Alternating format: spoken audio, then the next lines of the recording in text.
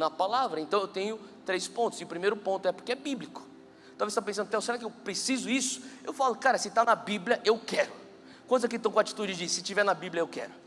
Então está na Bíblia, então você quer. 1 Coríntios 14, abre aí comigo, 1 Coríntios capítulo 14, versículo 2, Paulo explica para a igreja de Corinto, que era uma igreja extremamente dotada, mas também extremamente imatura. A igreja de Corinto tinha muitos dons, mas muita imaturidade. A igreja de Corinto tinha, muito sobrenatural, mas muita bagunça. Então Paulo está trazendo um alinhamento, Paulo está trazendo doutrina, Paulo está trazendo um parâmetro, e ele está trazendo estrutura e ordem a um caos. E no versículo 2 ele diz assim: pois quem fala em uma língua não fala aos homens, mas a Deus. De fato ninguém o entende em espírito. Fala comigo, no espírito. Ele fala no espírito, essa pessoa fala mistérios.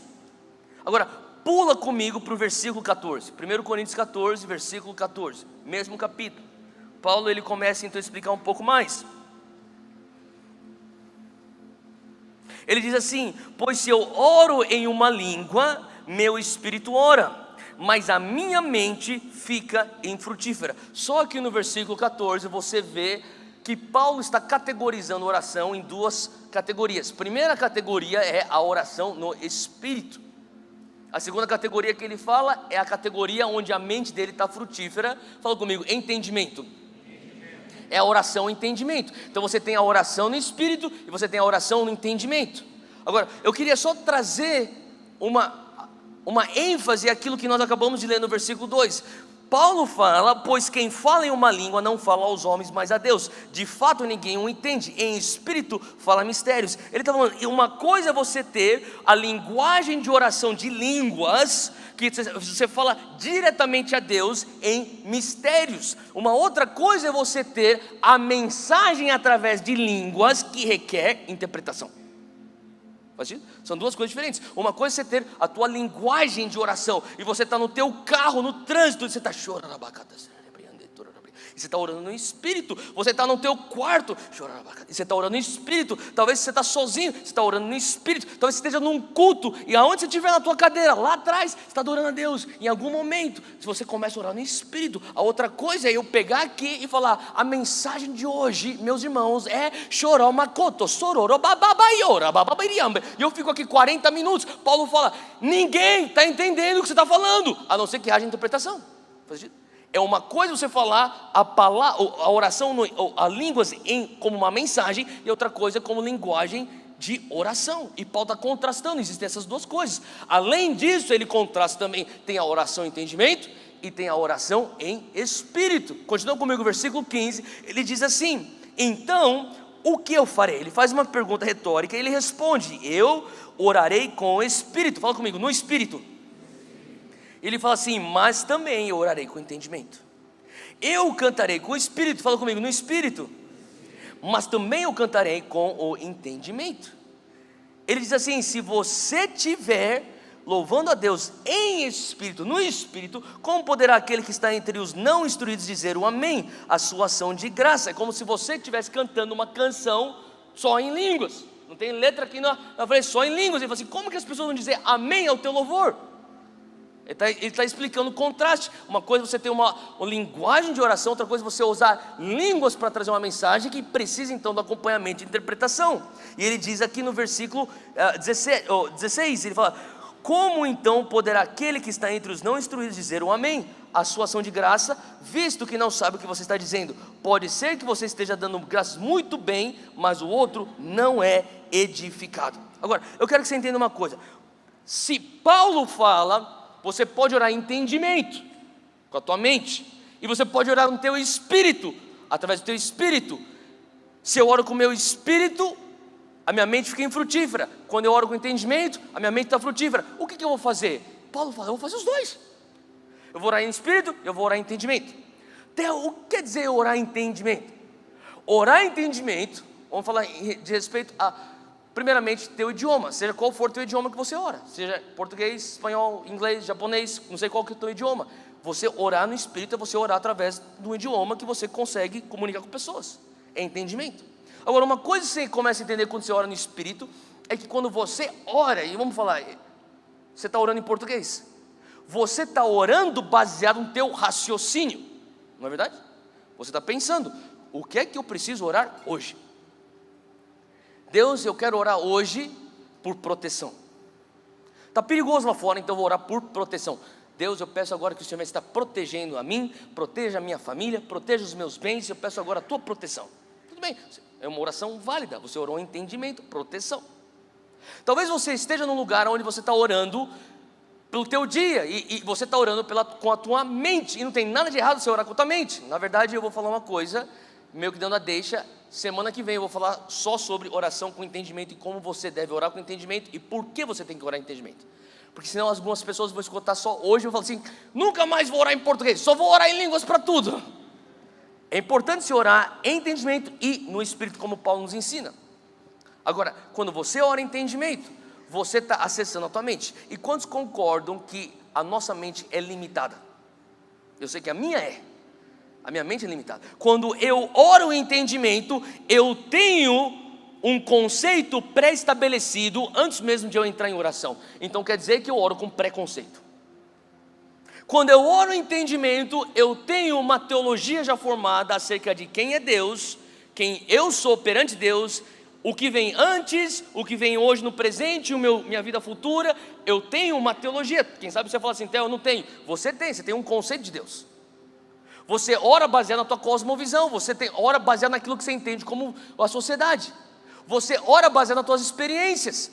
Eu tenho muita coisa que eu fui machucado pela igreja, então eu vou orar desse jeito. Tem coisas que Deus me frustrou, eu vou orar desse jeito. E assim por diante, você vai trazer tuas machucaduras, tuas experiências, coisas boas também você pode trazer para dentro da oração e entendimento. Quando você ora com entendimento, você ora pela alma. Fala comigo, alma. Você e eu, nós somos feitos de corpo, alma e espírito. O corpo é o físico, você sente. O espírito, você pode ter uma noção do que ele é, até porque a gente fala muitas vezes na igreja, nós adoramos em espírito e em verdade, e é verdade. Mas o que significa você orar com a tua alma?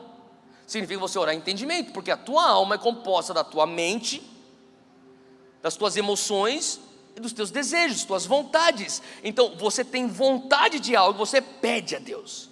Você se sente triste, então você pede, Deus me dá um ânimo hoje. Você tem um raciocínio e você consegue chegar só até certo ponto, então é só até lá que você vai orar com o teu raciocínio. Você está orando com a tua alma e não tem nada de errado, na verdade é certo você orar com a tua alma. Agora, quando você ora com o teu espírito, eu lembro que eu te falei que o Espírito Santo veio fazer residência no teu espírito, não é verdade? O Espírito Santo, quando você nasceu de novo, ele não veio fazer residência no teu ombro. O Espírito Santo não está no teu rim. O Espírito Santo não está no teu esôfago. O Espírito Santo está no teu espírito. Aonde que é o espírito? A gente pode ter diversas conversas sobre aonde exatamente no corpo está o espírito. Tem pessoas que têm opiniões, mas eu falo para você, é um lugar espiritual que ele está, dentro de você. Você é um espírito. Então, lá do teu espírito, o Espírito Santo faz intercessão através do teu espírito, no lugar que ele está. O Espírito com E maiúsculo intercede através do teu espírito com E minúsculo. Faz sentido? Então, agora, o Espírito com E maiúsculo, você concorda que ele é onisciente?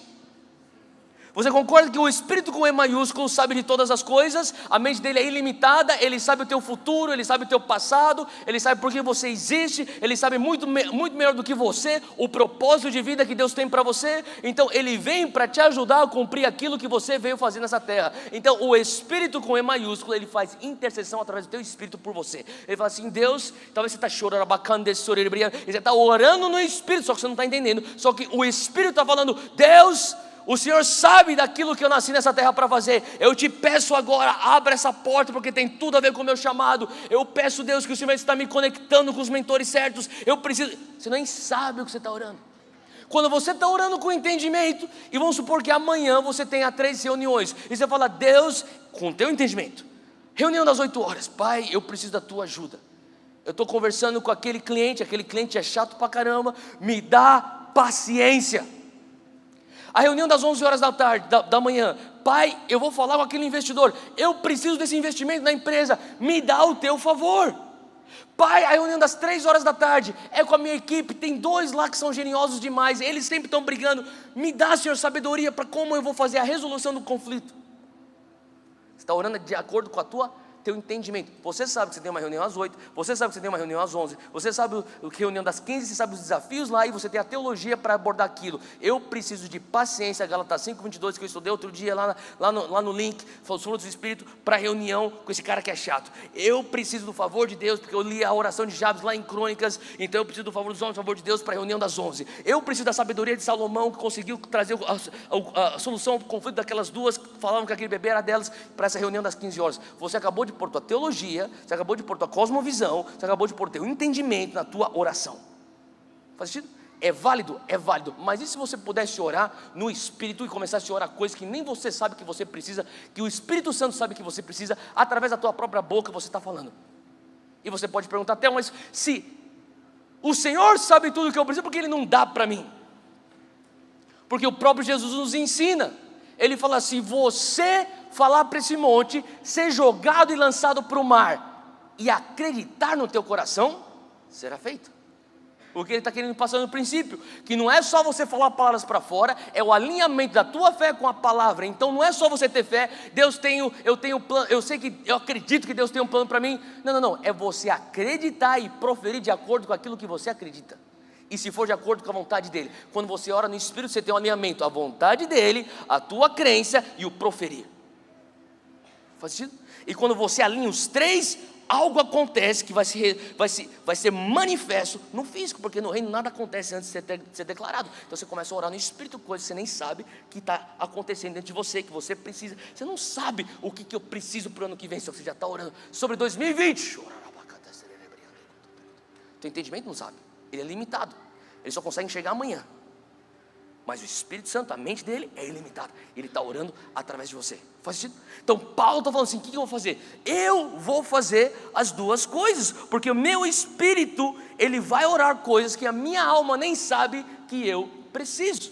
Agora, eu queria que você entendesse uma coisa: quando você acorda de manhã e você sente pesado ou negativo, alguém já teve essa experiência? Você acordou de manhã e você sente um peso sobre você, tipo um fardo, e você fica assim: que é isso? E você está lá no banheiro, você está escovando o dente, você está pensando: será que foi um pesadelo que eu tive? Não, eu não tive nenhum pesadelo. Você está lá se arrumando para o trabalho, e você está pensando: cara, será que foi uma discussão que eu tive noite anterior? Não tive nada.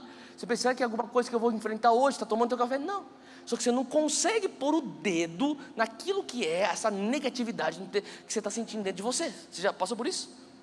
Quando eu passo por isso, o que eu começo a fazer? Eu começo a orar no Espírito.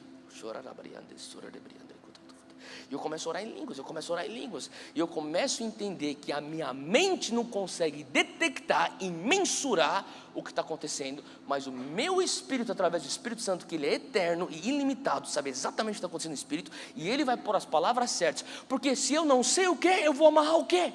Eu amarro agora nem sei o que eu estou amarrando. Eu não aceito você quem? Você nem sabe o que você está falando. Mas eu sinto. E daí que você sente? Então você ataca onde? Pelo Espírito. Você fala: Espírito, o Senhor sabe de todas as coisas, o Senhor que vai me guiar em toda a verdade. Então agora, faz intercessão por mim. Eu não sei o que eu estou sentindo, só sei que quando eu começo a orar, eu começo a sentir que a coisa começa a mudar. Faz sentido o que eu estou falando?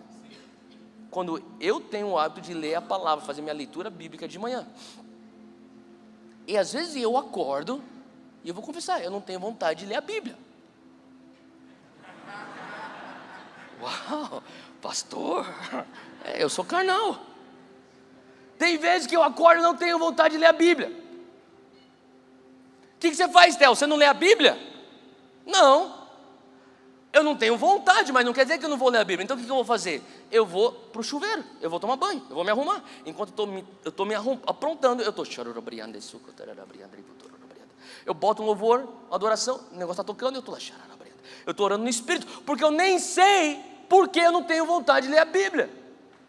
Eu estou orando.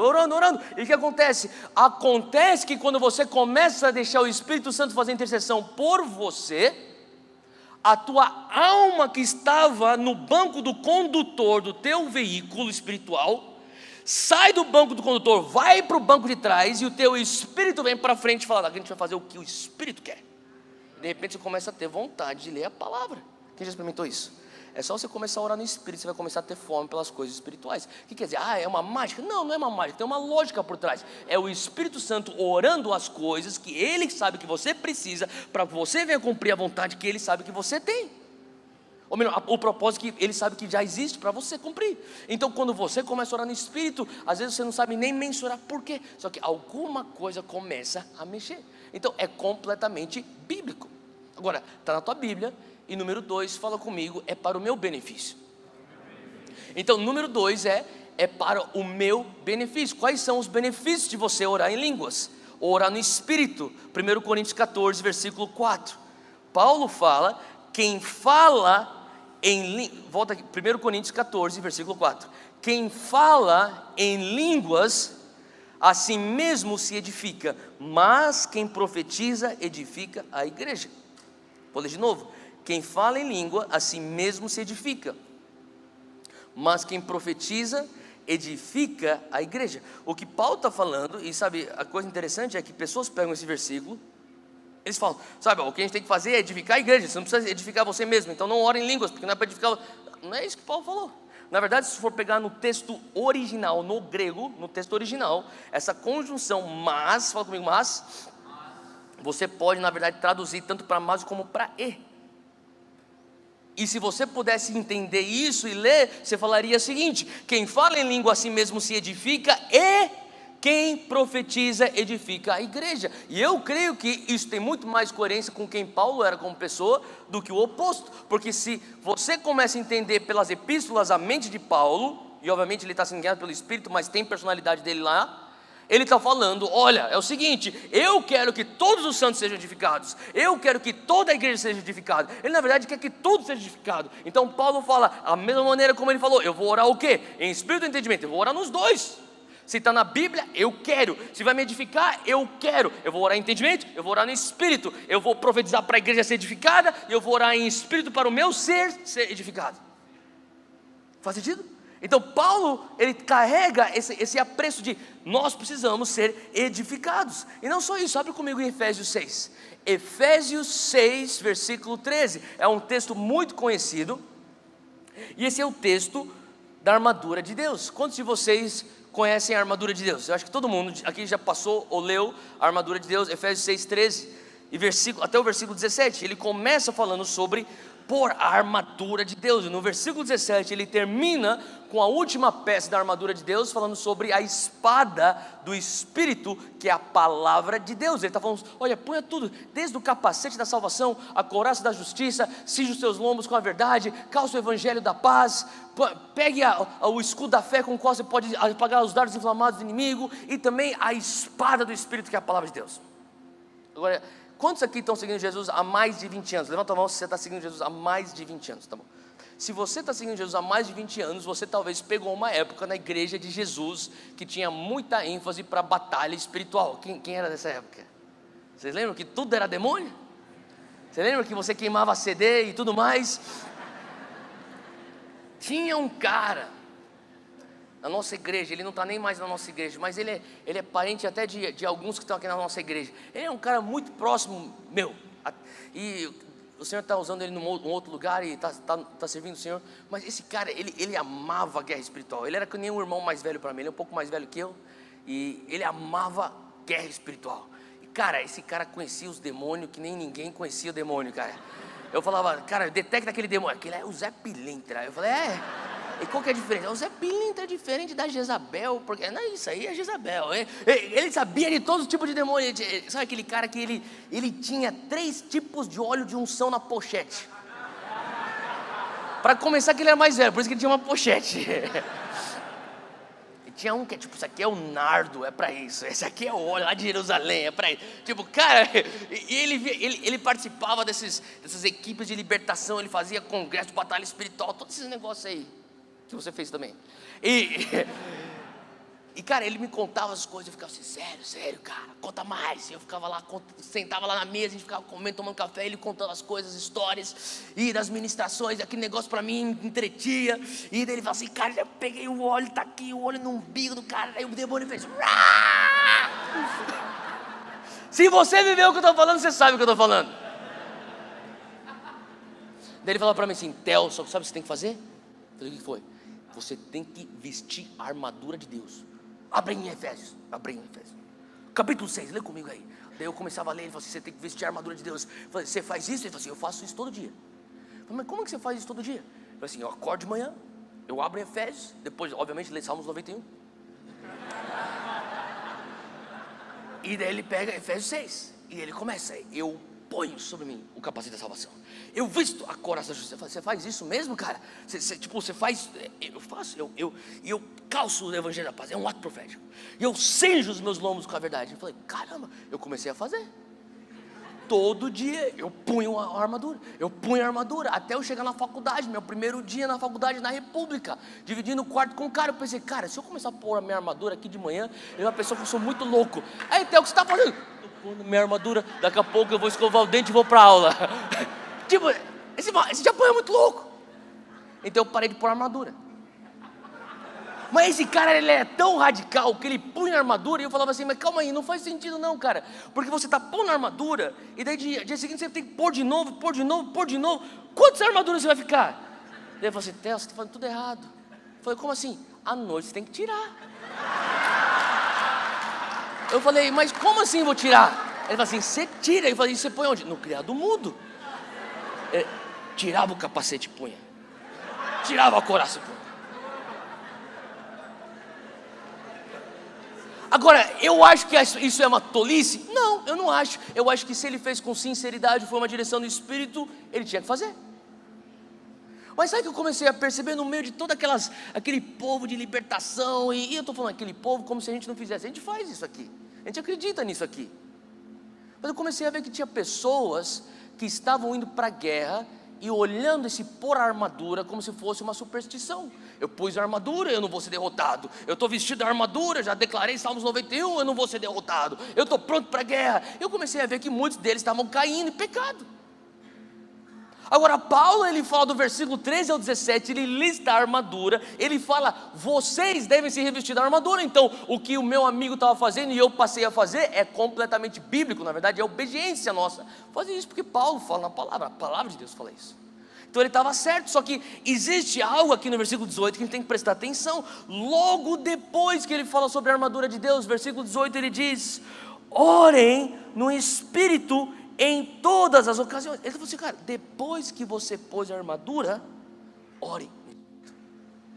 Sabe, é como se ele falasse: não é um passe de mágica.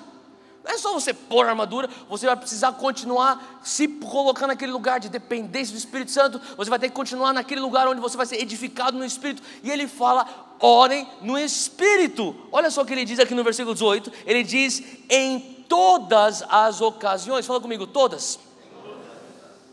Então não é só quando eu estou descansando, quando eu estou indo para a guerra, quando eu estou comemorando a vitória. Ele fala assim: todas as ocasiões, ore no Espírito, com toda oração e súplica. Tendo isso em mente, estejam atentos e perseverem na oração por todos os santos.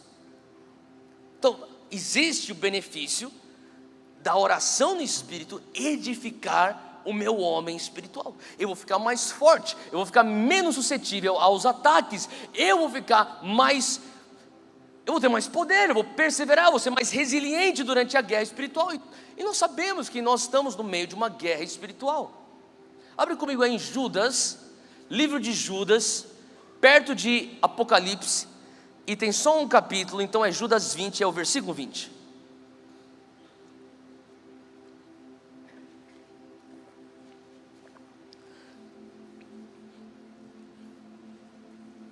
Ele fala assim: edifiquem-se, porém, amados, na santíssima fé que vocês têm, orando no Espírito Santo. Eu vou ler mais uma vez, Judas 20. Edifiquem-se, porém, amados, na santíssima fé que vocês têm, orando no Espírito Santo. Agora, o que ele está falando? Você que já é crente, você já está na fé santa, na tua santíssima fé. Edifique-se. Então quer dizer, Theo, eu pensei que uma vez que eu sou crente, que eu sou convertido, uma vez que eu nasci de novo, eu estou bem. Não, Judas está falando: uma vez que você está na fé, na santíssima fé, continue se edificando, continue se fortalecendo, continue fazendo isso através da oração no Espírito. Agora, eu não sei você, mas eu olho para a minha vida E eu reconheço, eu preciso ser mais edificado. Quem reconhece que na tua vida você precisa ser mais edificado no teu espírito? Então, se isso vai te edificar no espírito, por que não orar no espírito? Se isso vai edificar a tua vida, por que você tem uma certa resistência a isso? Ou por que você pensa, Deus não quer me dar isso? Eu tenho entendido duas coisas. Duas pessoas que não estão orando no espírito. Às vezes, eu diria, obviamente, porque não teve entendimento, então não buscou. 3 pessoas. Segundo tipo de pessoa é uma pessoa que fala assim, se for da vontade de Deus vai acontecer, então eu não preciso buscar, e se eu não tenho é porque Deus não quer me dar. E terceira pessoa, eu acho que isso aqui não é bíblico, isso aqui era lá para trás e não é para os dias de hoje. Mas se vai te trazer edificação e já está na palavra, está à disposição de todos os santos, por que não você orar no Espírito? Olha só outro benefício de você orar no Espírito. Paulo fala, volta a 1 Coríntios 14, que é o capítulo que Paulo dedica para explicar isso. 1 Coríntios 14, versículo 20. 1 Coríntios 14, versículo 20. Paulo está falando para os... Enquanto ele explica e ele traz ordem, ele fala aqui no versículo 20: irmãos, não sejais meninos no entendimento da oração no Espírito, mas sede meninos na malícia e adultos no entendimento. Ele está falando assim, olha, não seja imaturo naquilo que diz respeito ao entendimento da oração no Espírito. Seja imaturo ou ingênuo para o pecado. Seja maduro para esse entendimento. É o que Paulo está falando. Versículo 21.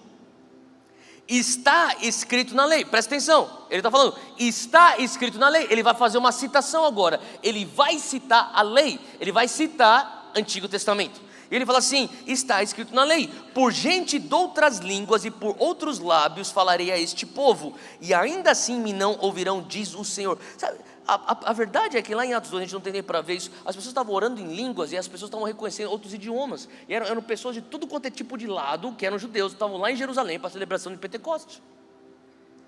E aqui ele está citando, irmãos, como assim isso aqui não existe? Irmãos, como isso aqui não é benéfico? Irmãos, como isso aqui não é bíblico? Deixa eu falar uma coisa, está escrito na lei. Isaías já falava isso na lei, que vem de outros lugares e de outras línguas, algo só que você não está escutando.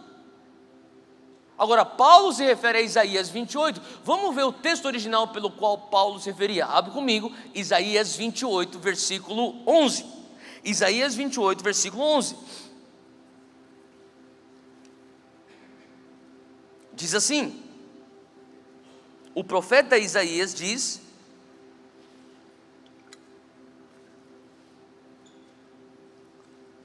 pelo que por lábios estranhos e por outra língua falará a este povo.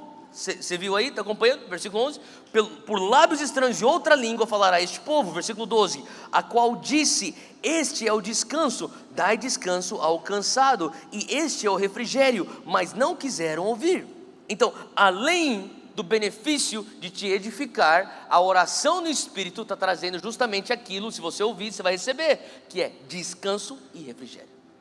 Quando você ora no Espírito, você recebe o descanso e o refrigério de Deus. É quando você olha, você fala assim, por que eu estou sentindo esse negócio aqui, está pesado, eu estou me sentindo esgotado, e você pensa, mas eu dormi bem, eu descansei, então meu físico não está cansado, eu acabei de voltar de férias, minha mente não está cansada. Mas por que eu estou sentindo isso? O teu espírito precisa de refrigério. Você é feito de corpo, alma e espírito. Muitas vezes as pessoas pensam, precisa de férias. Você não precisa de férias, você precisa de passar tempo com Deus. Tem momentos que você vai precisar de férias mesmo, porque o teu cansaço é físico ou mental, mas tem momentos que o teu cansaço é espiritual, e para quando você está com cansaço espiritual, você precisa estar na presença de Deus, é lá que você consegue descanso e refrigério. E ele fala, quando você ora no Espírito, em outras línguas, você começa a receber o refrigério e o descanso. Agora, na prática, como é que você faz isso? Eu vou falar como eu faço isso. Às vezes quando eu sinto meu espírito cansado, às vezes quando eu sei que eu vou uma maratona de ministrações, eu preciso recarregar minha bateria espiritual, eu ponho louvor e adoração no meu telefone, eu ponho meu fone, eu tenho meu playlist de adoração, eu clico lá, e eu deito na cama, e eu começo, só escutar, e deixa aquele negócio entrando para mim. A fé vem pelo ouvir e ouvir da palavra de Deus, então muitas vezes aquilo que vai afetar teu espírito, a tua condição interna, é aquilo que você está escutando. Você começa a escutar adoração, você começa a escutar louvor, aquele negócio começa a mexer com você, e você aquele negócio começa a trazer vida, e você começa a orar no Espírito. E às vezes eu estou deitado na cama, escutando no fone, Eu estou orando no espírito. Eu estou tendo minha linguagem espiritual e o meu espírito está orando. Minha mente não está pensando que eu tenho que orar. Minha mente está infrutífera, porque eu estou orando no espírito. Eu estou chorando. E às vezes o Espírito Santo começa a intensificar alguma coisa. E eu começo a chorar. E você começa mais intenso. E às vezes eu estou orando intenso. E às vezes eu estou simplesmente lá, só recebendo. E às vezes eu estou... O que faz parte. Não precisa se sentir culpado quando você pega no sono. Faz sentido? Só que eu estou recebendo refrigério e descanso. Agora, é bíblico, é para o teu benefício. E fala comigo, é minha escolha. É o terceiro ponto. Lucas 11, abre lá comigo. Jesus nos explica um princípio. Versículo 9. Lucas 11, versículo 9. Jesus diz: eu vos digo a vós, pedi e dar-se-vos-á, buscai e achareis, batei e abrir-se-vos-á. Porque qualquer que pede, recebe, e quem busca, acha, quem bate, abre-se-lhes-á. E qual pai entre vós, versículo 11, e qual pai dentre vós que se o filho lhe pedir pão, lhe dará uma pedra? Ou também se lhe pedir peixe, lhe dará por peixe uma serpente? Ou também se lhe pedir um ovo, lhe dará um escorpião? Pois se vocês, sendo maus, sabeis dar boas coisas, ou bons presentes, ou boas dádivas aos vossos filhos, quanto mais dará o Pai Celestial, o Espírito Santo, àqueles que lhe o pedirem? Então Jesus está falando, se você pedir para Deus, Ele vai te dar o Espírito Santo. Então, eu pensei que eu tinha o Espírito Santo quando eu me convertesse.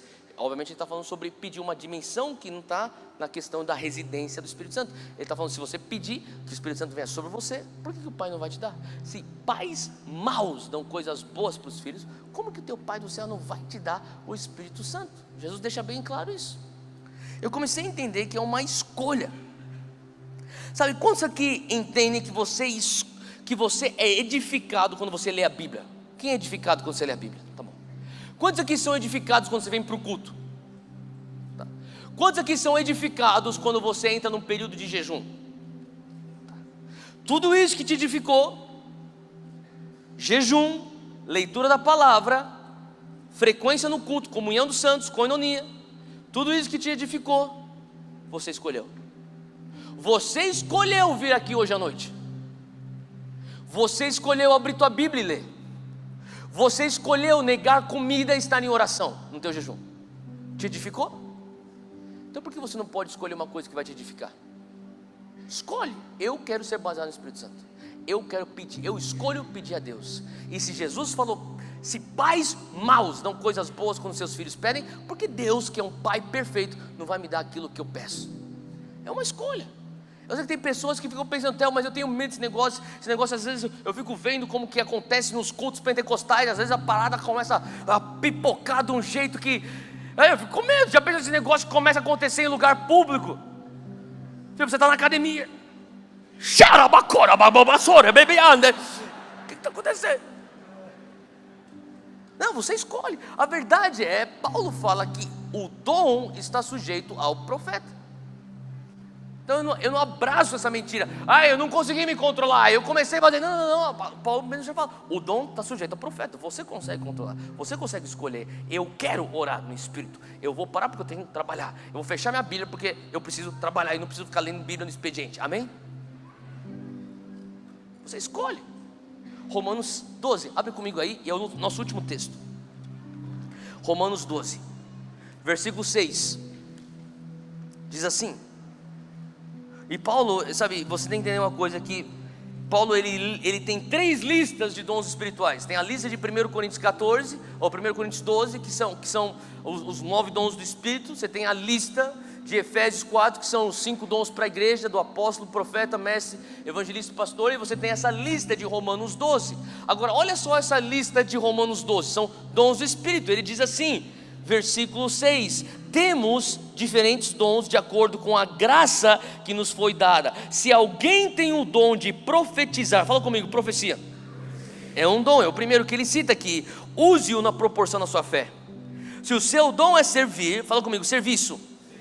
Segundo dom, sirva. Se é ensino, fala comigo, ensino. Ensine. Se é dar ânimo, fala comigo, encorajamento.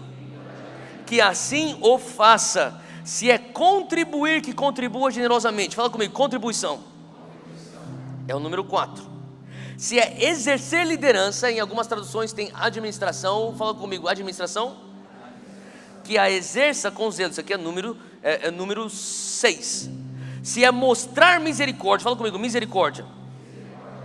Que você faça com alegria. Então ele cita aqui 7 dons do Espírito em Romanos 12. Agora, para pensar, a gente pensa que o dom de contribuição, você não chega na frente na hora do dízimos e ofertas aqui na igreja e você vai exercer teu dom de contribuição. Você não chega na frente do gasofilácio e fala assim: Deus, se for da tua vontade que eu exerça esse dom, faça a carteira pular. Uau! E caiu no gasofilácio. Não, você propositalmente, você escolhe: eu tiro, eu vou contribuir. Faz sentido?